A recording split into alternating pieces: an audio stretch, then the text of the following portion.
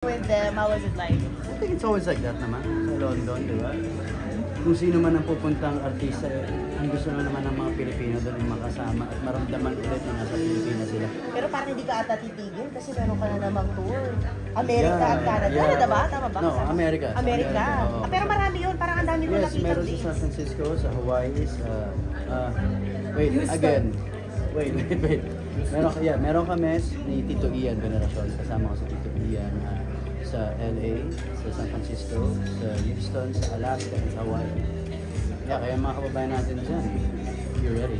Bakit detour? Paano ba nabuo yung tour ninyo na ito? Tito Ian, tanong yun sa nakaisip ng dito. So ikaw, anong pinaghahandaan mo pag nakita mo ulit sila? Kakanta ka ba? May bago bang repertoire? Siyempre naman. Pag kaming dalawa na Tito Ian na nagsama dahil siyempre pareho kaming mahilig sa musika eh. So marami kaming ngayon nag-rehearse na kami at marami kaming mga bagong pwedeng iparinig sa mga kababayan natin. And hindi na siya basta show.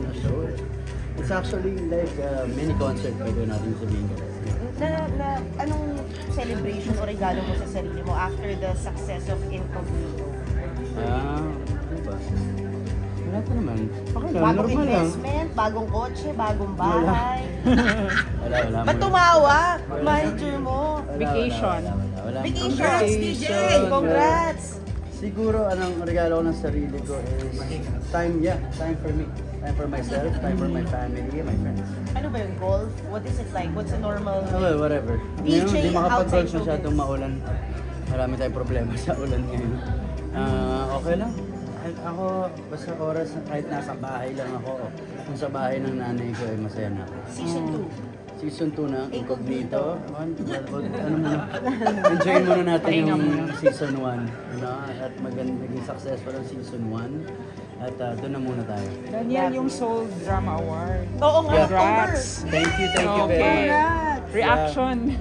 Siyempre, I'm very thankful niya. Again, I'm very blessed na, with my supporters, ang mga tagapagmahal ko. Nandyan na sumusuporta habang buhay para sa akin. Ang buong puso nila akong minamahal. So, thank you very much sa inyo. Dadaling ko ang bandera nyo doon sa Korea. I know mainstream to, no? Na syempre, nasa tapat ka ng camera, etc. But how do you bond with your fans? Alam nila yun, Diyos ko, tanong nyo sila kung paano kami. Na maraming taong hindi nakakaintindi. Minsan may nakita ako na akala nila. Masyado akong makulit. Ganon kasi kami. Kung paano ko tratuhin siguro yung mga kaibigan ko, ganon din sa mga supporters. And alam nila yung kung paano ako sa kanila. So you really developed the relationship with them? Yeah, and straightforward ako sa kanila. Sa mga bagay na gusto ko at minsan sa mga bagay na huwag natin gawin. Diretso kami, ganun ang relationship namin lahat. Sinong sasama mo sa October? Saan? Sa Korea? I think I'm with Derek Lester, syempre. Your Derek mom? Lester. Si Mama, hindi ko pa alam, pero malamang gusto sumama nun.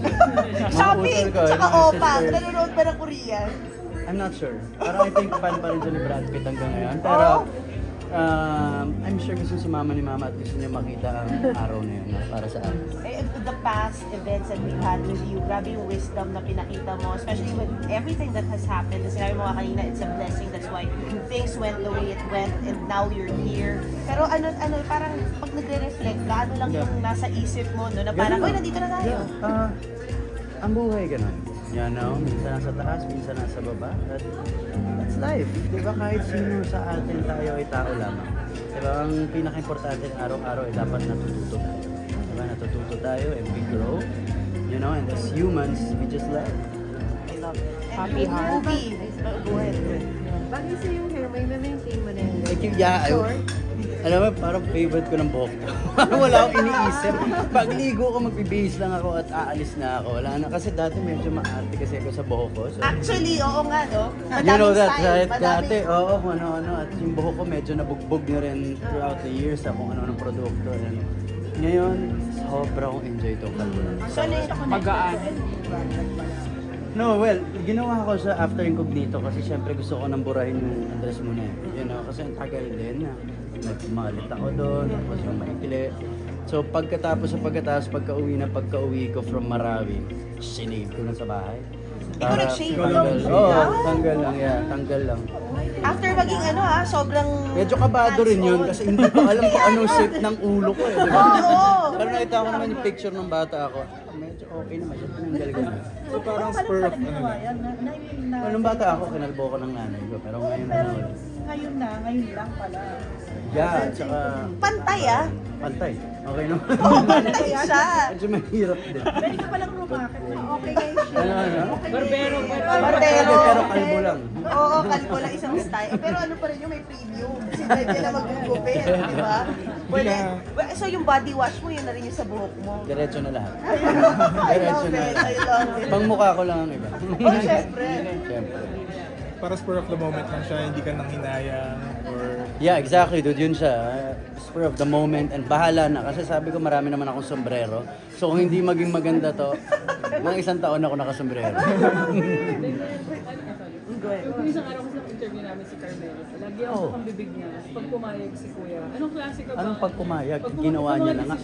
Kasi mag-tuloy ka ba? Mga gano'n. So, gano'n ka ba ka-strict ka sa Kuya? Hindi naman ako stricto. It's just that, again, I know the industry. You know, in the industry, it's not kind. You know? I mean, it's beautiful, but at the same time, it's also cruel, right? And, kapatid ko yun eh, di ba? Hindi mo maiiwasan na masasaktan at masasaktan ka dito sa industriya ito. And, basta kaya, yun yung sinabi ko sa kanya, just be careful and yun nga, dapat buo ang puso mo, kilala mo ang sarili mo. Kasi kahit anong sabihin ng tao sa'yo, pag kilala mo ang sarili mo, it doesn't matter. Ganyan ko ikaw masusunod, hindi mo siya iaalaw. Well, kung ako lang hindi, pero hindi naman mangyayaring ako lang masusunod. Sariling buhay ang kapatid. Kung sakali lang. Hindi pwede, diktador na tayo. I'm sorry ma'am, hindi talaga pwede kasi kung ako masusunod, sasabihin ko pa rin kung anong gusto niya. At the end of the day, I want to be supported. Hindi ko pwede sabihin sa kanya wag. Dahil kung yun ang gusto niya. Diba? At yun ang pangarap niya. Yun lang, again, I'll be very protective. And babantayan ko lang talaga yung kapatid ko. Lagi ako nandito. Sa Hindi mo projects mas na. mahigpit ka dahil. Yeah, just want to- kay Carla. Siyempre naman. I mean, may kitang nanay ko. Diyos ko, siyempre ang nanay ko, mentor ko eh. Diba, all my wisdom came from my mother. Diba, lahat yan ang galing sa nanay ko. So, andyan ang, swerte siya nandyan ng nanay ko. Galing din sa industriya at nandito rin ako, na nandito pa rin sa industriya. Na may tagagabay din para sa kanya. Pero, siyempre, at the end of the day, ang trabaho niya ay trabaho niya. Diba, so, kailangan niya ipakita yung drive and yung passion niya dito sa gagawin. Dahil ganun kami. Anong wishlist mo sa kanya na project? Kung meron. Wala, hindi ko alam. Hindi ka ano dun. Hindi, pero hindi. Alamin ko kung anong project ang ibibigay sa kanya. Siyempre, doon ako pwedeng magsalita. Diba? Dahil alam ko rin kung anong para sa kanya. So, yun lang. Pero kung anong gusto, hindi pwede. I won't decide for you. So gusto mo siya makasama in one project? May ganda ka kaya sa amin dalawa. Pero sige, para pakitaan ko siya. Wow! Like, like a true brother. Movie. Ano nang pwede mo i-share? Yung opinion ni Sanjo, kumusta? Oo nga, lagi niyong binabanggit. Pero yun nga medyo niluluto at piniprito pa namin yung kwento dahil ayaw namin maging hilaw siya. Dahil ang ganda, siyempre galing kayo sa sarili yung kwento niya. Diba? Ayaw nating madaliin. Good things take time. You know, ayaw natin na paglabas meow. Gusto natin maganda pag lumabas ang pelikula natin. So, ngayon may niluluto kaming show. Hindi ko pwedeng sabihin kung sino mga kasama ko, pero lahat ito mahuhusay ng mga actor. So, it's just a very, very exciting. Movie. Pero I heard may movie Show, ka talaga. Show muna. This is a show, yeah. Yung sa movie, hindi ko pa alam kung anong gagawin namin kasi mag-meeting pa lang kami this August. Yung genre na gusto mo, DJ, more action na. Yeah, syempre. Ito muna tayo sa action. Hindi mo na mga romantic lead. Eka muna. I think I had my share. You know, rom-com. Love it. Kung tama, naalala ko nang galing na rin ako doon. Tama na. Hindi naman sa tama na. Diyos ko, kung may magandang rom-com o romantic na kwento na talagang sobra akong maganda, why not? I love that genre. Sarap kayong gawin din. Babalik ka dyan kasi Bakit hindi? Basta maganda yung hindi ipipilit lang na isama ako dito sa kung sino hindi mahalaga sa akin yung mahalaga sa akin kung maganda yung script. Kung talaga maganda kahit ano bang genre yan, syempre kung rom-com, especially yung pinag-usapan natin. I'm willing to do it. romantic drama na. Whatever, the script Basta is script lang. magandang script gagawin ko. Masaya ka ba the landscape has changed for that? sa romantic comedy, romantic Paano drama. nagbago lang? I mean, may love team pa rin. Pero kumbaga ngayon, mas risque na yung ibang mga I think kwento. the term is not love team na eh. I think Oo, it's, ano lang, exactly. co-actor mo na. Oo. Isa co-actor mo na lang. Whatever, sa akin wala problema. Kahit ano siya. Ano yung mga artist Ano lang sa akin, it's always the piece, di ba? It's always kung anong film yan, di ba? Or show. Yun ang importante. Kasi kung gagawin lang natin for the fans, well, hindi na yun. Yeah. Daniel, very vocal ka naman sa age mo, no? I'm At point of time ba, may mga gusto ka pang try mo sa bukay? At the age, Oo, na-hurt ako. ako, marami pa tayong gusto subukan, kapatid. Marami pa tayong gusto matuklasan sa sarili natin, di ba? Hindi lang dahil bata pa ako. Hanggang kung ano mang edad yan, lahat tayo may gustong subukan, di ba? Bagong maramdaman, bagong makilala sa atin, mga taong makilala pa. So, yeah, life goes on, you know? Marami pa tayong kailangan malaman, you know? At yun ang kailangan malaman ng mga kabataan ngayon. We have to explore. Hindi tayo pwedeng matakot. Di ba? Hindi tayo pwedeng matakot. DJ, sa business Sige lang. naman, Yeah. meron bang mga learning sa'yo as someone who's venturing into business? Yeah, marami pa akong kailangan matutunan. I'm very young with this industry, you know, business. Hindi siya madali, di ba? Hindi siya madali. Pero kahit marami rin ako natututunan. And it's just, itong journey na to is very exciting kasi ito sa love ko, you know, creating, di ba? And kasama yun doon eh. At yung mga, ako kasi sabi ko nga, again, yung business ko kasi gusto ko yung laging may epekto sa tao or lagi akong ganun lang, yun lang. Parang till now natututo pa rin ako pero I'm very into doing this.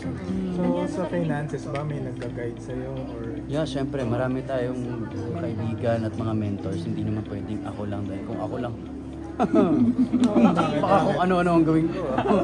Baka baguhin ko itong mundo. Nung narinig mo yung mga story, yung honor na couple, saka Yung ano, sorry. yung nung narinig mo yung mga story nila about, ito nga, yung sa kaibigan, Yeah. ano yung naging Sobrang inspiring. Grabe resume ng mga tao to. Ang sarap maging parte nito dahil ito, yes, it's a partnership and I am their endorser at the same time. I'm also their student. Gusto kong matuto sa kanila. Marami pa akong makikilala kagaya nung nagsalita na brother natin. Ako napakahusay na. Diba? Very inspiring yung kwento. And yung makikita mo, it's to drive, your passion. Diba? Yun siya eh. Diba? The grit. Diba? Kahit yun nga, hindi pwedeng puminto ka lang. Tuloy lang ang tuloy. Diba? Hindi pwedeng tutumba ka lang lagi. Tapos ayaw mo nang bumangon. Go, ma'am. Last time, no, parang nasabi mo, you were lost before na offices. Pero ngayon, ang dami mo ng blessings, Yeah. ang dami mo na rin endorsements. Or you parang... Hindi naman. Or still? Nagsimula yan, hindi naman parang wala. It's just, I've been here before, you know, and I'm still here. It's not even a comeback, di ba? I'm always here, But are you di ba? better, do you feel like mentally because of Incognito and all the other things that's been happening, do you feel like it's going how you want it to go at 30? Yeah. Ah, Yeah. well, The status pala. Of your heart. Yeah, the status. Share your plans. Or mental space. yeah, alam mo, every day is always a struggle, right? I mean, ikaw lang naman lagi yung, ano mo lagi yung sarili mo eh. Hahanapin mo lagi yung, again, bakit ka nga ba bumabangon, di ba? Hindi naman, pagising mo, okay, I'm ready, di ba? Naging, hanapin mo yung inspirasyon, di ba? Bakit ka nga again bumabangon? And ano pa nga bang mga pangarap at gusto mong gawin? Yun na naman ako lagi eh, di ba? Hindi naman nagbago yan. And, ang malaking tulong syempre Incognito kasi binago nun yung ano ko dahil, again, the show is not easy, di ba? Ang galing, araw-araw talagang bakbakan, you know.